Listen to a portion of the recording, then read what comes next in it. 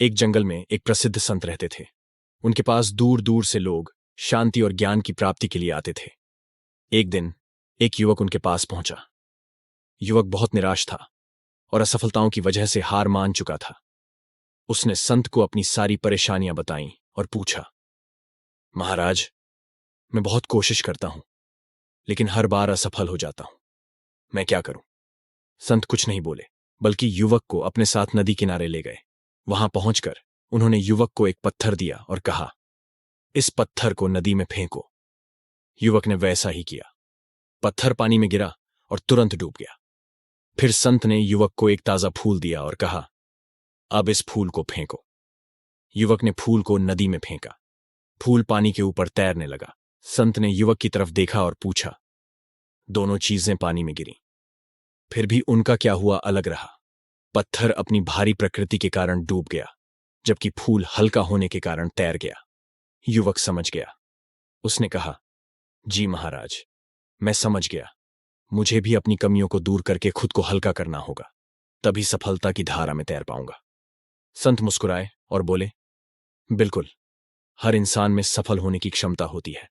बस जरूरत है खुद पर विश्वास रखने की, निरंतर प्रयास करने की और असफलताओं से सीखने की। हर असफलता हमें मजबूत बनाती है और सफलता की राह दिखाती है।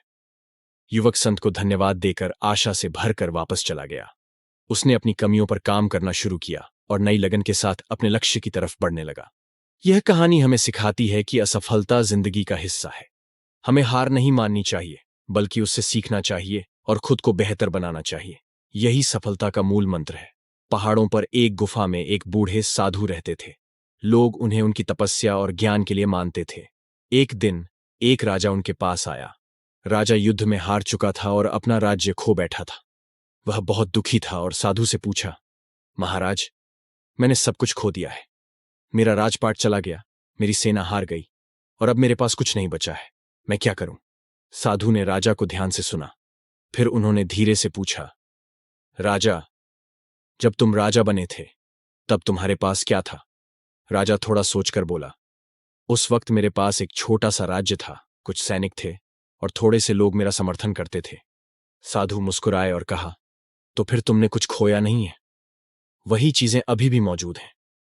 तुम्हें सिर्फ उन्हें ढूंढना है। तुम्हारे भीतर का राजा अभी भी जिंदा है। तुम्हें बस उसे जगाने की जरूरत है। राजा साधु की बातों से प्रभावित हुआ। उसने वापस जाने का फैसला किया और अपनी खोई हुई ताकत को फिर से पाने के लिए कड़ी मेहनत करने लगा।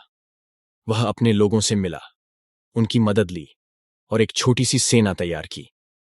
धीरे धीरे उसने अपने राज्य को वापस ले लिया। कुछ साल बाद राजा फिर से साधु से मिलने गया।